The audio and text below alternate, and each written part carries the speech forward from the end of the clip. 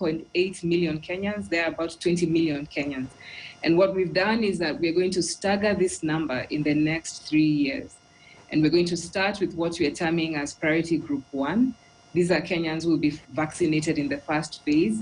And these are Kenyans who we consider to be working in critical areas. So it includes, of course, our healthcare workers, but also non-healthcare workers who are working within hospitals. Our cleaners, our porters, and all the other support staff who work within hospitals shall also be vaccinated. Our teachers, as well as immigration staff, as well as police, as well as the military, are all considered critical workers who we shall then, of course, prioritize in the first phase. And so our first phase target, as we talk within this financial year, is 1.25 million Kenyans. And they consist of those groups that I've discussed and described to you: the healthcare worker, the policeman, the immigration man, the person who's working in a teaching institution or supporting or administrative staff in these institutions. And that's phase 1.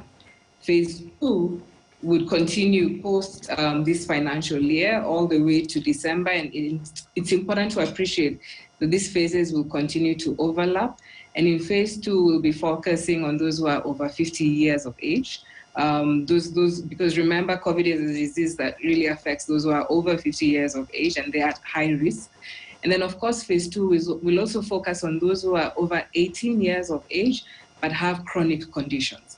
Perhaps those people who may be struggling with diabetes, hypertension, renal disease, HIV, TB, blood disorders. These are people who we shall prioritize in the second phase and ensure that we get them on board in terms of this vaccination. And then, of course, also those who work in specialty areas, particularly tourism industry, shall also be prioritized in our second phase. And then the third phase, depending on continuous availability of this vaccine, will be expanding beyond this into people who live in aggregate communities, the prisoners, different refugee camps, and areas where, we're able to then meet our total target of 40% of Kenyans vaccinated by June 2023. It's quite an ambitious plan there, Waziri. And of course, the bigger question right now is in regards to the logistics. How will this be handled? Do you have the capacity? Do you have enough trucks to supply the vaccines across the country? Do you have plans to talk with the counties? Thank you. That's a very good question, Abby. We recognize that really it is a mammoth task.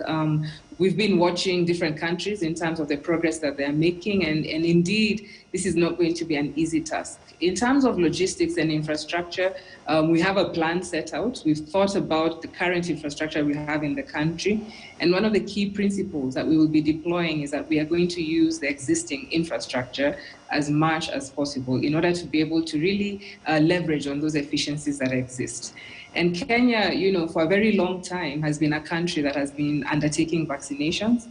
We've been able to deploy a wide range of vaccinations and even introduced new vaccines. I'm sure you're aware of the HPV vaccine for girls over 10 years of age, and many other vaccines that have been newly introduced in Kenya's vaccine schedule. And so Kenya has experience when it comes to introducing new vaccines, and we will be leveraging on that experience.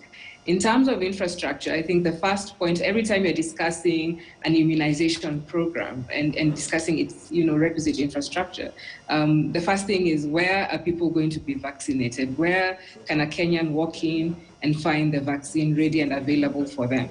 And what we're planning to do is, particularly in our first phase, we've been able to ready about 400 facilities across the country.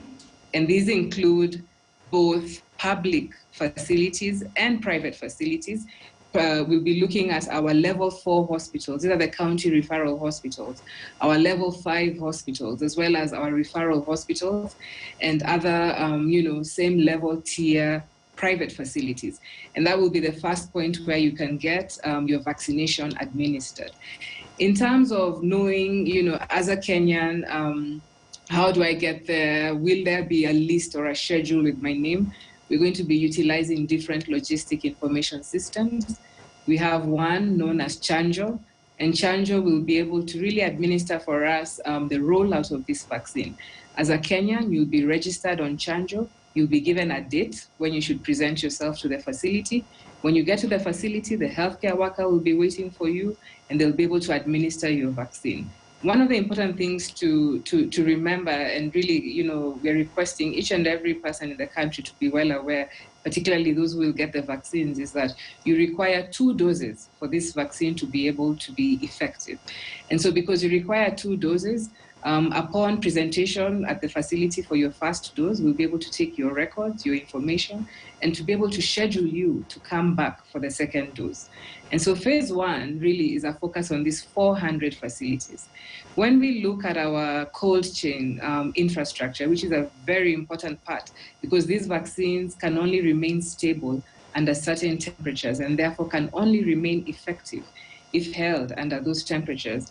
We've been able to do assessments of our current capacities in the country, and we're happy to say Kenya has close to 10 huge regional stores, that help us to store these vaccines once they come into the country.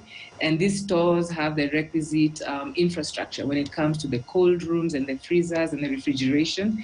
And we've been able to, determine that in Kenya, we can actually comfortably deploy a vaccine that requires to stay between 2 to 8 degrees centigrade in terms of positive temperatures. In terms of negative temperatures, we can get to negative 20 degrees centigrade.